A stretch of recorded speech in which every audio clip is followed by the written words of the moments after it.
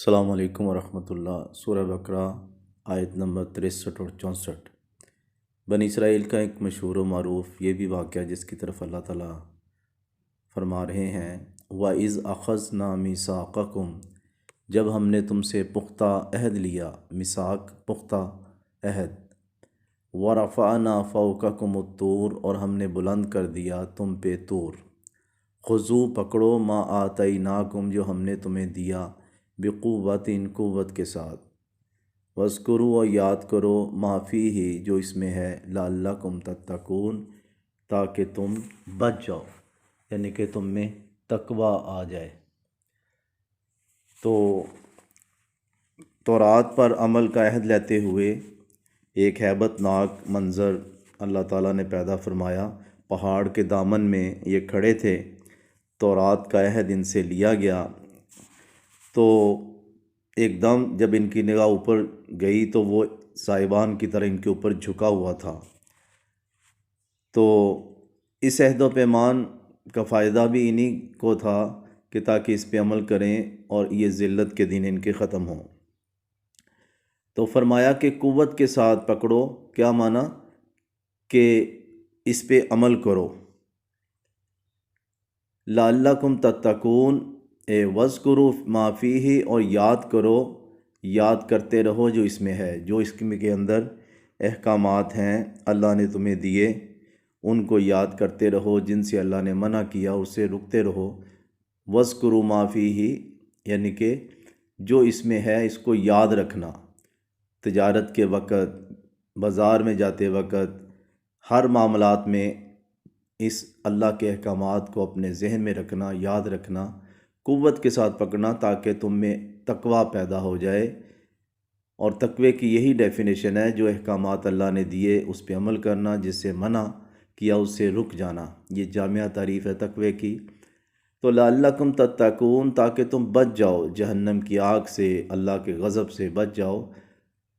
تو اس امت کو بھی یہی حکم ہے، رسول اللہ صلی اللہ علیہ وسلم جاتے کب فرمایا میرے بعد تم بڑے اختلاف دیکھو کہ امت میں، تو میری سنت کو اپنی داڑھوں سے پکڑ لینا۔ کیا مراد کہ مضبوطی سے پکڑنا، دنیا جو مرضی کرے، جو مرضی کہے، چینل پہ جو مرضی آئے، لیکن تم نے میری سنت پہ عمل کرنا ہے۔ اور آج بدقسمتی کے ساتھ امت ہر کوئی کسی کے پیچھے لگی ہے، حالانکہ نیٹ کے اندر ہر جگہ احادیث موجود ہیں، اس کی صحت کیسی ہے، صحیح ہے، ضعیف ہے، دیکھی جا سکتی ہے، لیکن ان سب کے باوجود سنت کے ذخیرہ، احادیث کا ذخیرہ ہونے کے باوجود بھی امت اختلاف کا سبب ہے، اس لیے کہ وہ داڑھوں سے سنت کو نہیں پکڑا۔ اس کے بعد اللہ رب العزت فرماتے ہیں ثم تولیتم، تم پھر گئے، من بعد ذالک، اس کے بعد، یعنی کہ اتنا مضبوط عہد و پیمان لینے کے باوجود بھی تم نے تورات کے احکامات سے انحراف کیا، اس میں تحریفیں کی اور اس میں تعویلیں کی، من مرضیاں کی تفسیریں کی، اور پھر تمہاری مرضی کے خلاف کوئی نبی اگر کہتا تو تم اس کی جان کے دشمن بن جاتے، کتنوں کو شہید کر دیا،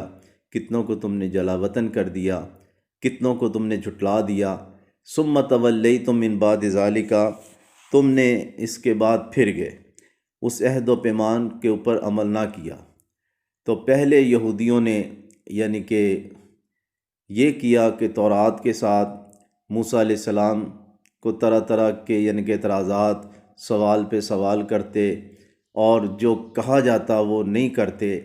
اور رسول اللہ صلی اللہ علیہ وسلم کے زمانے کے اور آج کے یہودی یہ اس طرح پھرے ہیں تورات سے کہ ان سے عہد لیا تھا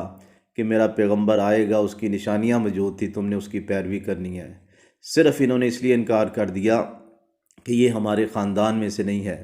جانتے بوجھتے انکار کیا، اور ایسا انکار کیا کہ آج تک یہ دشمنی نبھا رہے ہیں، اور رسول اللہ صلی اللہ علیہ وسلم کا بھی بغض اور آپ کی امت کا بھی